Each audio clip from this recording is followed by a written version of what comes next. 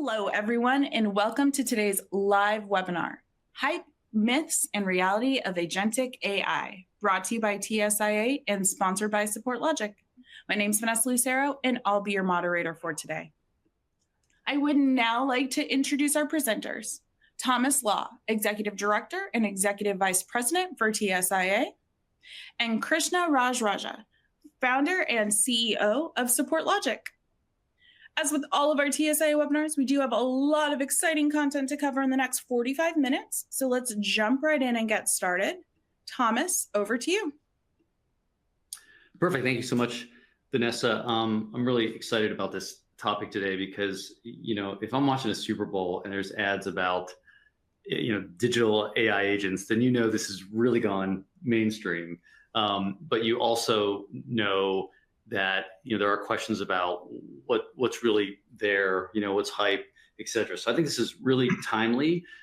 But I want to do some framing for folks just on what we are seeing in the industry when it comes to how our member companies, how tech companies are approaching AI. And it's an interesting math problem right now for a lot of leadership teams.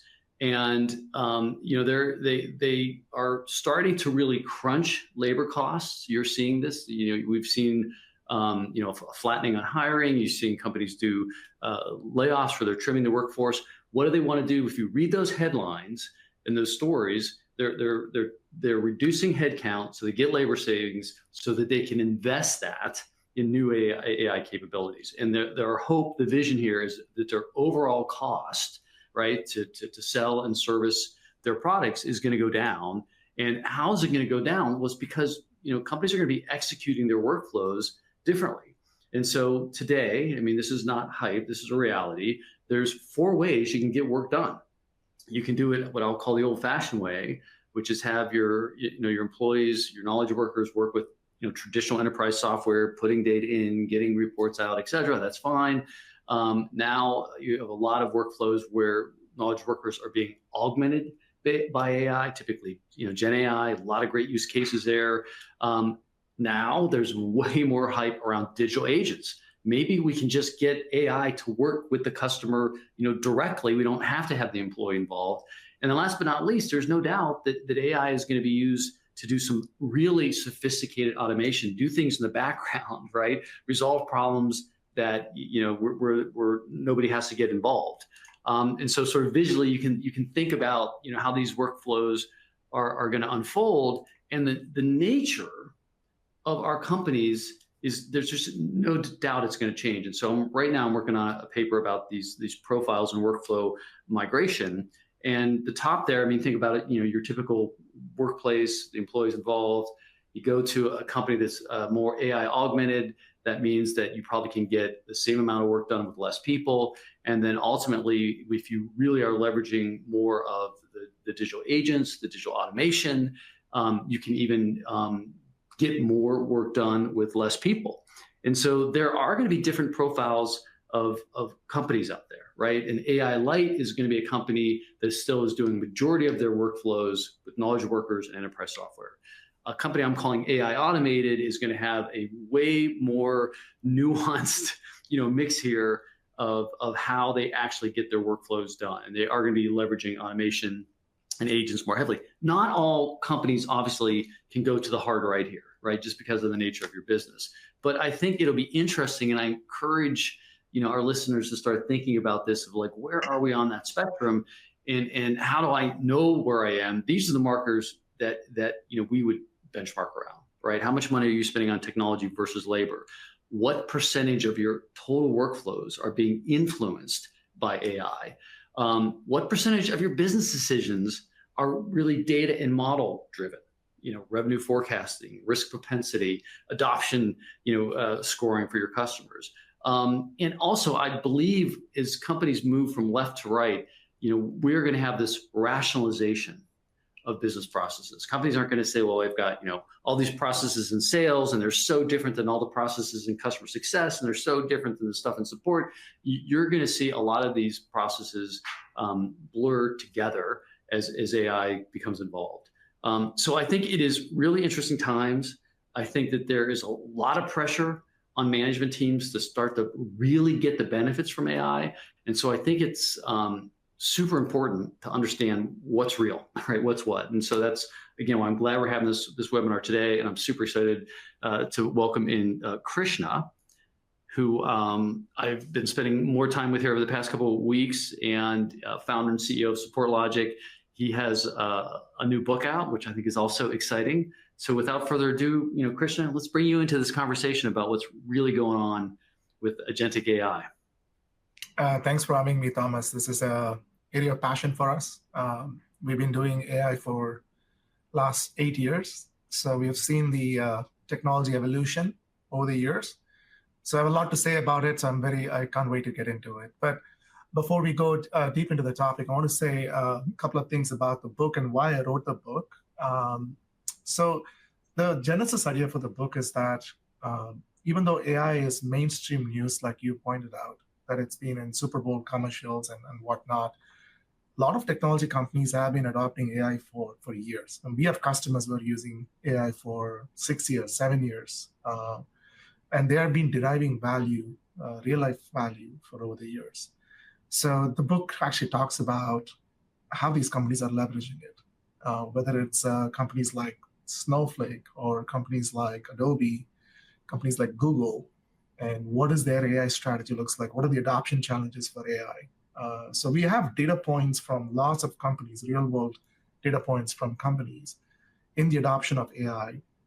And that's what I'm talking about in this book, with lots of stories. This is not a framework book. It's not a recipe book. This is real world stories from lots of customers, because that's what I'm passionate about. And I love talking to customers and talk about their AI journey. And that's what I'm covering in this book.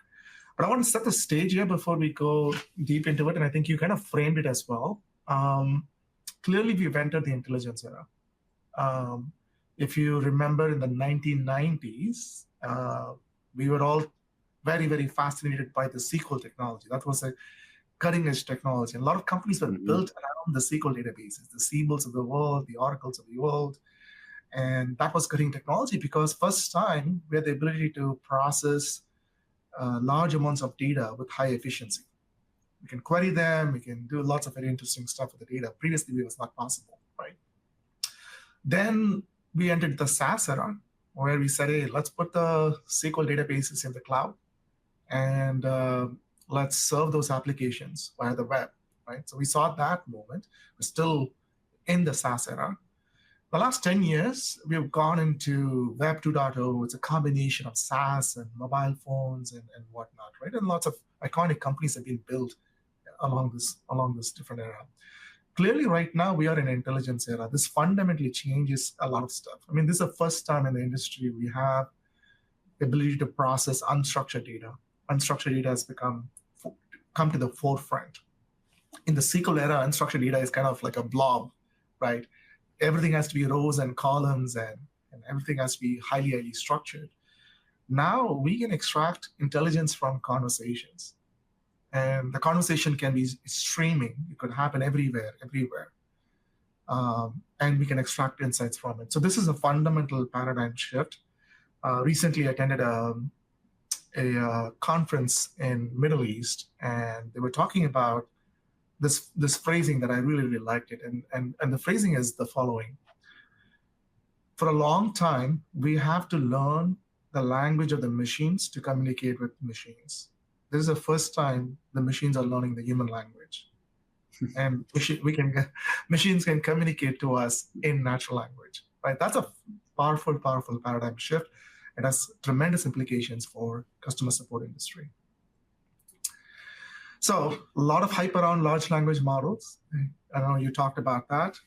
There's a reason it's called large language models, because large impact, large disruption for businesses. That's why it's a boardroom conversation for many companies, but also large cost and large risk. But cost is coming down, and as we see, like every 6 months, cost is going to come down. So that I think I'm confident in the long run we'll manage the cost to some extent. The risk is still largely an unmitigated problem. There's still a lot of risk factors that companies have to think through, especially in the enterprises. They are more at stake for them to lose if they don't deploy AI in the right way. So I think there is still a lot to be done there. So the analogy always I use is large language models are like an engine. And yes, we get very excited about all this engine, right? It's a very powerful engine. We all have an access to a Ferrari engine. It's great. But you can't do much just with a Ferrari engine. Yeah, we can do a prototype, we can do a demo, we can show a lot of stuff. But enterprise applications are like a car. You have to build a lot of things around the engine. You have to think about safety, security. You have to think about cooling the engine with a radiator, right? Seat belts, air conditioning, headlights. How do I navigate in the nighttime? There's so many things that needs to be thought through. And car manufacturers over the years have learned this craft. This is not something they learned overnight. Over the years, with lots of test and trial, they understood what needs to be there in the car, which one is more reliable, which one can endure different weather conditions. I mean, if you talk to car manufacturers, they'll tell you about how a car can work in Germany in the winter and also can withstand the heat in the summer in somewhere in the Midwest here, right? So they have to do all those conditions because there's lots of wear and tear. So a lot of engineering goes into it, and we kind of take it for granted, and we focus is all on the engine. We take it for granted. That's something I want to highlight, because whether people are building it internally or whether they're relying on a vendor, this is where the attention needs to go, not on the engine. The engine it's somewhat a solved problem. It's about the car. That's where the focus should be. So the thing that I wanted to click in and is we do click into AI, and what's real now is this concept of ambient AI capabilities, which I know is what you care a lot about. And to your point, the capabilities that make this technology real for companies, right? That create the real world applications. How long have you been deploying ambient AI? Yeah, first let me clear the definition of ambient AI agents, just for understanding. A lot of times when we're thinking about AI agents, we're thinking ChatGPT, we're thinking Gemini, we're thinking something that you can interact with. And that model is basically a request and response model. You have to be in a session, you have to type some question, you get some answers back, right? It's very interactive, but it's not something that runs in the background. It's not something that runs in the background and constantly analyzes things and provides you insights. So at least my definition of ambient AI agents, this is a widely accepted industry term, but my definition of ambient AI agents is an AI solution running in the background 24/7, irrespective of whether you're engaging with it or not, continuously looks at different signals and provides you recommendations. That's ambient AI agents. So think of things like sensors that you can attach your body that measures your glucose levels or your cholesterol levels or your red blood cell levels, continuously monitors it. And then if something goes wrong, you get notified, right? We're very familiar with that model, but that's what I think the industry will head towards. As much as this session-based AI interaction is important, long run, ambient AI means you're just dissolve in the background. You don't even realize they exist. A good mark of a technology adoption is when people don't talk about the technology. It just stays in the background. You don't even know it exists. You don't even know you're using AI. And if you take our car analogy back, how many people know that there's a big computer inside the car that's constantly looking at many, many things? We only focus on the steering wheel and our gas pedal in the road. That's what our focus is, because our mission is to get to somewhere, not to worry about how the engine works and all that. So that's what our definition of ambient AI agents. So ambient AI agents is been there in the industry for quite some time. And we specifically at SupportLogic, we have built this over the years. And basically our methodology is that every customer interaction has to be observed and monitored in near real time. And you have to extract signals from those interactions, just like you extract signals from your blood levels, and predict what might happen and give proactive warning, because otherwise it's too late. So that's what we do. And this has been deployed, and we have lots of real world case studies. So we have a bunch of agents right now, right? We have sentiment agent, runs in the background, continuously measures sentiment. An escalation agent runs in the background, continuously predicts escalation. You have a routing agent runs in the background, continuously determines who's the right fit in the organization. You can handle a customer issue. You have a coaching agent runs in the background, continuously tells you coaching advice, like how to interact with customers, what to say, what not to say. Prioritization agent runs in the background, prioritizes issues for you. Knowledge agent, same thing. Accountability, same thing. So this is something people have been using for years. And these technology have been adopted, and we're seeing significant real world results. So we have to differentiate between the hype and the reality. Reality of some of this is you're seeing real results. And there are some hype where we don't have results yet, right? To your framework that you talked about, the fully automated AI agents, we don't have enough results yet to talk about that. But for a lot of these, we have real world results. So I want to play that back a little bit for the audience here in terms of, because I think you made a couple really important distinctions there. I think most everybody at this point has had some interaction with large language models, Gen AI, and to your point, these are models where you can ask it a question or you can give it something, it can analyze and come back. It's very back and forth. The distinction you're making here with ambient AI is these are models that are running in a sense on your behalf in the background, doing work for you, and then sort of intervening right when appropriate. So if it's an escalation agent, it's basically you're getting a bunch of information and then saying, hey, we got to give you a heads up. If you don't do something, there's going to be an escalation. So it's working on your behalf. You didn't have to sit down and prompt it. So it's a different capability from that side. It's not like you're saying. It's not complete digital agent automation where you just let it go and it takes care of everything. There's human interaction here, but it's the right time. The other thing I want to get on the table here, though, from that I'm very aware from previous conversations with you, is the fact that I think one of the coolest things about this technology is the fact that it really does unlock unstructured data and information, right? To access. So again, escalation. You can now you can take care of you can leverage transcripts or what's going on in a phone call. And that used to be just, okay, that's a bunch of unstructured data. I don't even know what to do with that. That can now feed a model and help you with coaching. It can help you with escalation. It can help you with all kind of stuff. That is incredibly powerful. No doubt about it. Yeah, I mean, the vast amount of enterprise data is unstructured. We don't even realize it. We just take it for granted. We only focus on the sliver of metadata we are capturing in our ticketing system, and we do everything around it. To your point, voice calls, email conversations, chat conversations, Zoom transcripts. I mean, there's tremendous amount of signals there. And now we have technology to harness it. So again, the technology, ambient means doesn't matter what your system of record is. Doesn't matter what your choice of communication with your customer is. Doesn't matter whether it's email, chat, or whatever it is, right? Doesn't matter who's interacting with the customer. The ambient AI can observe all of that and give you the insights that you need. To your point, it's not fully automated, but it automates a lot of the TDM that you have to manually do, right? So it makes your human agents much more efficient. For sure.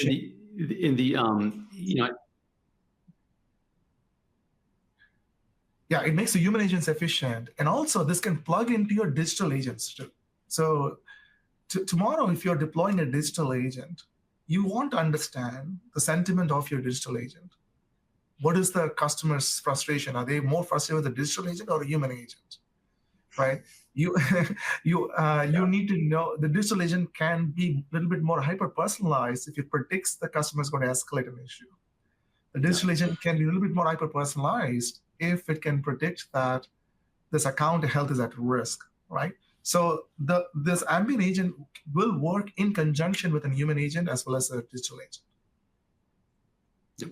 And I think to me, what's always interesting in these conversations around AI right now is there are real world applications that are, quote, below the waterline. They're mature, like you said, these are real agents. They've been deployed. People are leveraging them. If you're sitting there and you're at a company like, gosh, I would like AI to help me with escalations or help me with sentiment or help me with coaching soft skills for my employees.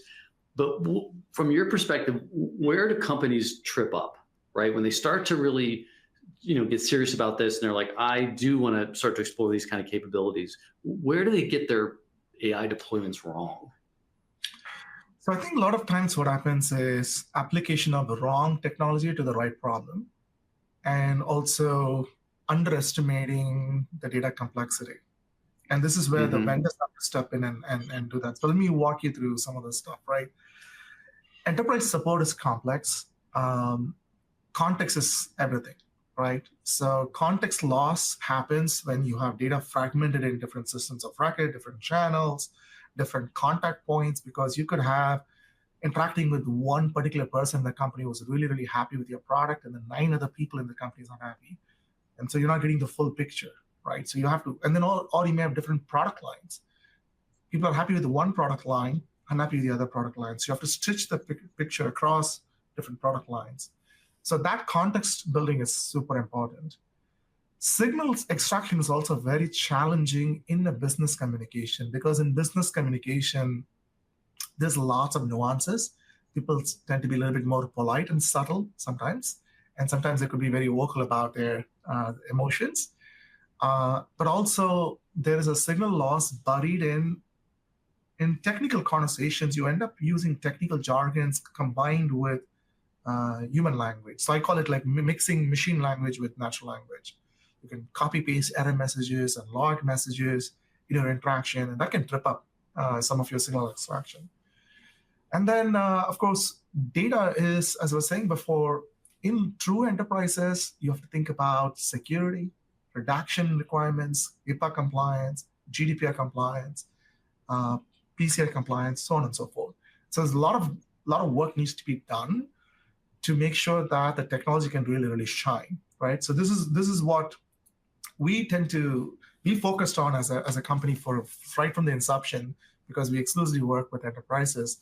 So we do this data extraction engine, which has ability to do differential sync and zero copy, which means you don't need to necessarily move the data. We do cross-cloud data stitching, and the reason we do it is because a lot of customers have multiple SaaS platforms. Data is fragmented in different SaaS platforms. They need redaction capabilities, some of them, and then the data needs to be normalized. And the last thing is we actually keep a mirror copy of the data so that you can go pound on the mirror copy without impacting the source systems. You don't need to worry about API limits and stuff like that when you're interacting. Also, you don't need to worry about license limits, because in a mirror copy, you can do as many licenses as you want. So all of this is architectural stuff matters.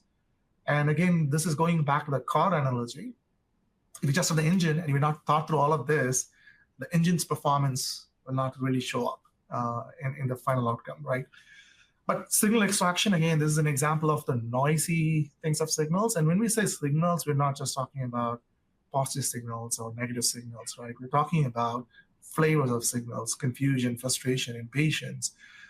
We recently added commercial signals also, right? We can look for expansion opportunity, competitive threats, renewal risk, documentation gap. These are all signals that are relevant for enterprise support organizations. And then we also look for signals in outbound communications. Are your support engineers being empathetic to your customers? Are they making commitments that they can't keep up with? Do they have grammar and language issues that they need coaching on, right? So you keep these signals, then you have to keep context of the signals. It's not just sufficient to do it in a one session. See, a lot of times when you're doing with a session-based approach, enterprise communication runs for years with the business. You can't just put it in one session. You have to know what all happened in the past. And maybe they're talking to 15 different people in your organization. So you have to stitch across all of that, right? So keeping context is important. When you have the signals and the context, then you can make recommendations. That's what we fundamentally do, right? So talking about context specifically, right? This is a typical flow of a context, right? You can have a customer start with a chat conversation, then an email follow-up. Then they may pick up the phone and call you.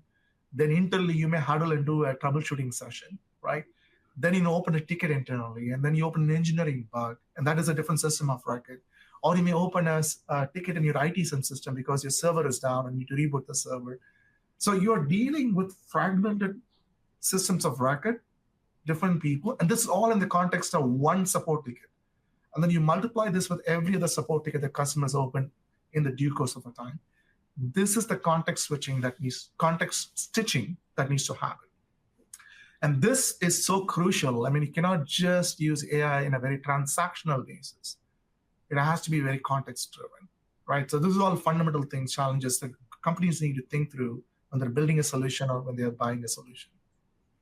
Well, again, a very important thing that you're putting on the table here. So not only with this technology are you able to leverage unstructured information, you're also ideally breaking down the informational silos that exist in every company I've ever work with, right? It's like, to your point, there's an interaction with sales and they had no idea what was going on with the interaction with support, which had no idea what was going on with the interaction, with this other product, and it just goes on. And so this stitching that you're talking about, I think is a game changer to truly understand what's going on with your customers. But I really want to make sure that we stick this landing on the difference between digital agents and ambient AI, because again, there's so much focus and discussion around digital agents, but this is a little different. So can you just really want to make sure that people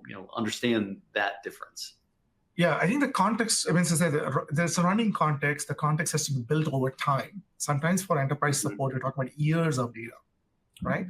And that needs to be built. So even if you were to use a digital agent, the digital agent cannot just have a cold start. Digital agent should have historical context of what has happened with this account. So also almost like you're resuming conversation with this account, right? We all had this IVR experience, right? You call IVR and you're on the phone line, and you have to repeat yourself like 3 times every time the phone gets switched. We don't want to repeat that in the new Agentic AI system. You want to have that context. And we have the technology to do that today. So that needs to be factored in. And so that's an important thing. Whether it's human agent engaging with customers or a digital agent engaging with customers, the ambient agent is going to serve them both. Got it. Yeah, so this is the eye-level model, right? So essentially for us, we fundamentally have packaged the data extraction engine, the signal extraction engine, the context engine, and all the agents that we are running. We provide a SaaS application that you can use, but you can also plug this into an in-house application. In-house application could be maybe you're building your own internal support application or your own internal intelligence dashboard. You can plug that in, the data that we provide, or you can also plug this into your digital agents. That's why I said it's agnostic to whether it's human agents or digital agents. Perfect. That's very helpful. And how is the technology evolving? Because I think that's the other thing we're starting to get used to, is that since AI basically is on the table in a very visible way with these Gen AI applications, we're seeing how rapidly things are improving and evolving. What do you think are going to be some of the future capabilities that are going to be just wicked cool?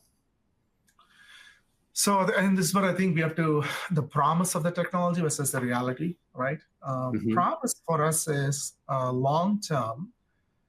Today, we have the ability to have natural language conversation on any topic, right? I mean, we all have experienced ChatGPT and Gemini and whatnot. I use the ChatGPT system to tell stories to my kid, right? Bedtime stories are from ChatGPT now. Right? So it's very natural language. It can be very interactive, and it's also voice conversation. It reads the story in voice, a nice tone. So I think we have that capability. Consumer use case is very different from enterprise use cases I was talking about before, right? You still have security, hallucination risk, and all of that is very, very different. The way I think the world is heading towards is that the user interface is fundamentally changing. We were using the user interface. I mean, if you look at the history, we had punch cards for mainframes.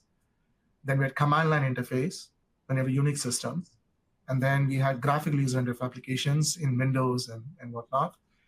Then we moved away from all of that and said every interface is a web interface, right? So that's what the SaaS era is, all web interface. But right now, you can communicate with an application with natural language. right? You can ask questions in natural language. You can get answers in natural language. You can interact in natural language. So that fundamentally changes how we provide support and how customers will use your product. That's what I see the direction we're going. It's actually the big transformation is not the technology, but the user experience. That's the big. Yeah. Yeah. In right now, and you were, earlier slide, you were showing, some of the cases of deployment. What are the most compelling use cases right now for ambient AI from your perspective? The ones that you think, people should be really leaning into these. Yeah. So let me quickly walk through it. So, I mean, I can speak from our product perspective, right? What we are seeing with our customers, right? So architecturally, this is what we do, right? So we are system of record agnostic, functional group agnostic, channel agnostic, human agents and digital agent agnostic. We are a layer on top, and we provide unified monitoring. Great. What are you monitoring? What solutions you're providing? So all the agents that are running ambiently, headlessly, I mean, you don't even have to use a user interface. They run in the background, whether you use a SaaS interface or not, right? Mm-hmm. But when we extract the signals, you can combine a collection of these agents to solve very specific business workflow problems. Like support engineers, right? The language agent gives you language assistance. The voice agent has transcription capabilities. Escalation agent gives them early warning into which of their cases is going to escalate. Prioritization agent is going to tell the support engineers, this is the order of priority of cases you want to go after. Knowledge agent gives them the knowledge assistance, right?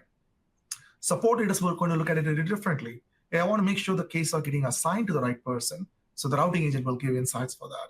Coaching agent will tell them what the soft skill gaps or technical skill gaps they have that they need to fulfill. Escalation is still important because support leaders need to think from a very different perspective. Account owners are going to look at it in different lens. So basically, you can take this collection of agents and package them into different workflows and different orchestration engine and solve very specific problems, which is what we do at SupportLogic, fundamentally. We have all these agents, but we package this into dashboard, analytics, alerts, widgets, embedded in the right places so we can solve the specific problems. Yeah. And so, a question I get a lot around AI deployment is ROI, right? So okay, we're going to deploy this, Thomas. What are the hard benefits that people are actually seeing from this? And so, what are some of the ways that your customers are measuring the ROI of deploying like these types of agents? Yeah, actually, I talk some of this in my book as well. Like the entire chapter is dedicated on how do you think about ROI of support? Because this is very important. If you don't convince the ROI to yourself and to your boss, it's the project is dead on arrival, right? So ROI is so important. Yeah. So the way I see it is basically you can do 4 different buckets of measuring ROI. One bucket is day 0, you need to have an ROI. And for most companies, what we are seeing is day 0 is tech consolidation or license consolidation. All this technology that we provide can eliminate a lot of software that you traditionally would use that you will no longer need. One common example we are seeing in the market is people are questioning, do I need customer survey software? I have a sentiment agent running continuously, measuring my sentiment of my customers. Why do I need survey software, right? Surveys kind of react. So that is getting eliminated for a lot of folks. Analytics is getting eliminated. Traditional analytics is not necessary anymore. The traditional analytics looks at only metadata. The analytics that AI agents can provide looks at both metadata and your unstructured data. It's more powerful from that sense. So analytics, it's getting, at least licenses can be consolidated. So routing agents, a lot of this, so people are just consolidating. That's immediate ROI day 1. You can actually clear budget and get the technology on day 1. But we don't stop there, right? There's a near term, you're going to see efficiency improvements. Escalation reduction saves a ton of time, right? On average, we see customers reducing escalations anywhere in the range of low end is 20%, high end is 80%. Median is 50%. Most of our customers reduce escalations by half. And it's an 80-20 rule. 20% of your escalations takes 80% of your time. So that means management times frees up, which means if your case volume is increasing, you don't need to have significant headcount. We can do more with less because you're becoming more efficient. Mean time to resolution drops because of prioritization. Again, you can do more with less. Financial impact is very interesting. There is actually a separate track just for CFOs, right? When you're investing in support experience, you are improving net dollar retention numbers. Reduction in escalation directly translates into net dollar retention improvements. Because often what happens is customer escalations are often used as an excuse to do a flat renewal or a down renewal. So if you avoid escalations, you can actually protect your revenue and you can expand your revenue. So there's a real impact to NDR numbers. But that's not something you're not going to recognize on day 0 or next 60 days. During renewal period, you're going to see that, right? Long term, it's all about brand impact. When brand experience improves, it's all about CAC, LTV. They're all going to significantly change for your business. But more importantly, also, the signals that are buried in those conversations of your customers, when you're unearthing those signals, you may find new business opportunities. You may find new business risk that you're not aware of. And there could be life and death situation for businesses, right? And that something often gets overlooked. Again, in the support context, you're not thinking about this necessarily. But if you put this instrumentation in place and you're hearing from your customers continuously, you can safeguard your business in the long term. So that's even an advantage. I mean, as a CEO, I care about those kind of things, right? Yeah. I want to leave this slide up for a minute because I think it's important because, again, I get the question all the time. Well, what is the ROI? So you're putting some really good thoughts on the table here on how people calculate that ROI. There's some good questions that have come in, and I'm going to cherry pick a couple of these.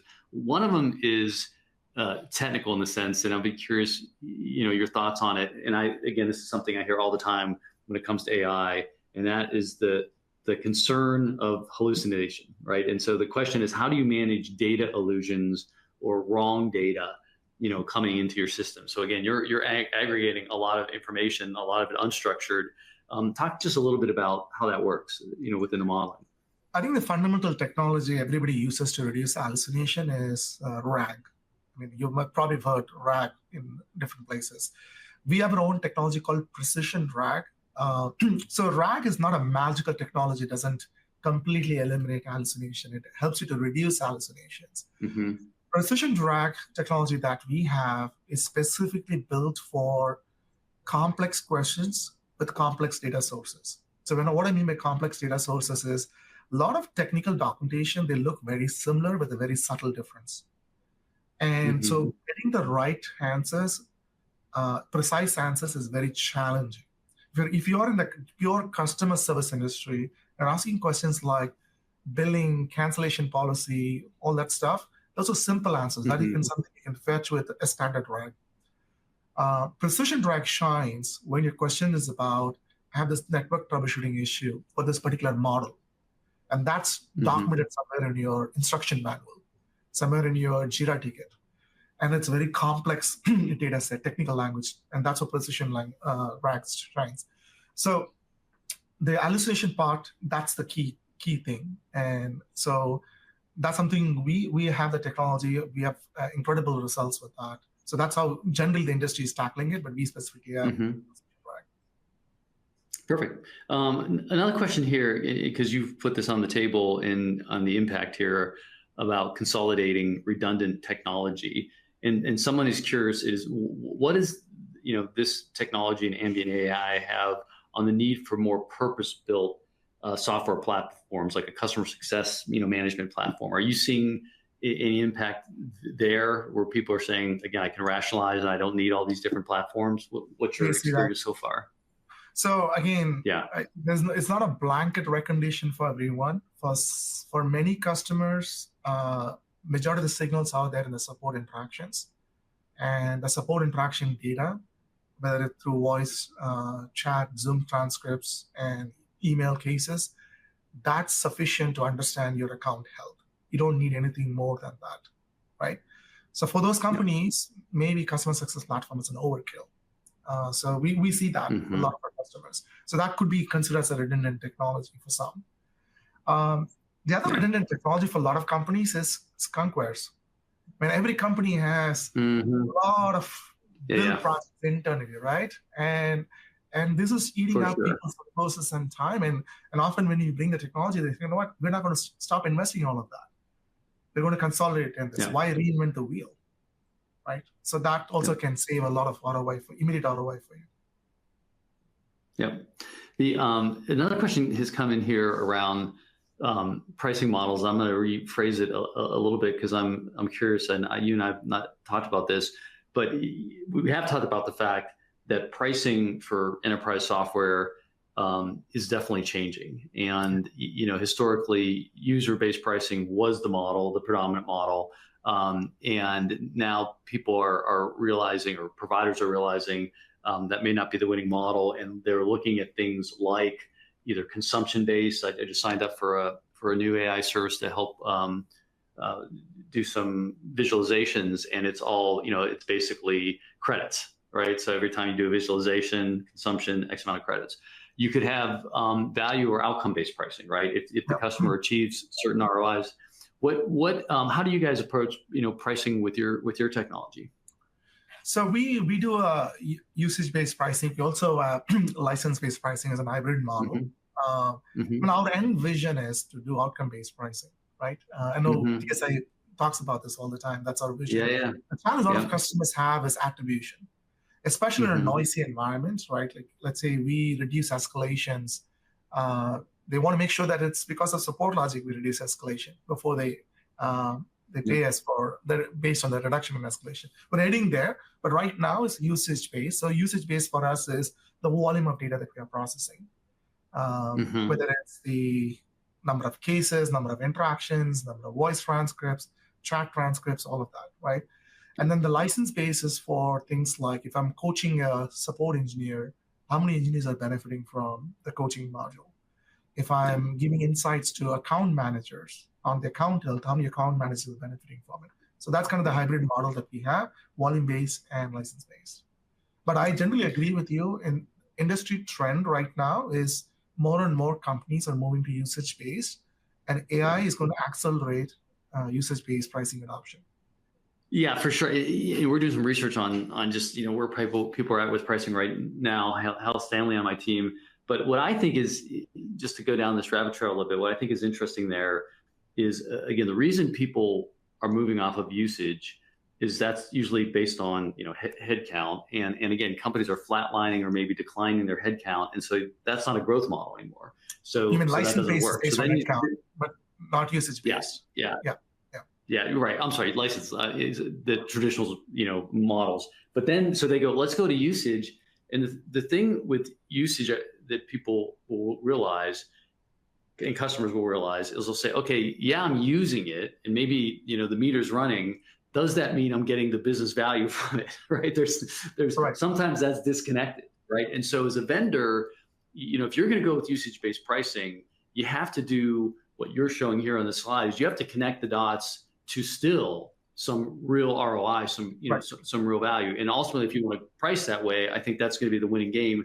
It's still such a minority practice for anybody to truly hang their hat on outcome-based pricing right now. And we know that for sure from all the survey work we've done there. But I do think it's an interesting time in tech for rethinking pricing, as a I think all major companies are about it. Right? All major companies, even companies which betted on license-based all their life, are rethinking their pricing right now with usage-based. Oh, absolutely. Yeah. So I think that's for sure. Yeah. For sure. I want to put a plug in. We're going to drop, we're going to basically, continue this type of conversation here on the technology in Tectonic. And I think that's not going to drop this Friday, but the following Friday. So if people want to hear that, or you like to consume this type of insight via podcast, we've got that going. And if there's any other questions from the audience, I encourage folks to go ahead and launch it. Anything you'd like to ask, since you've got a brain trust here, is there any other questions folks have?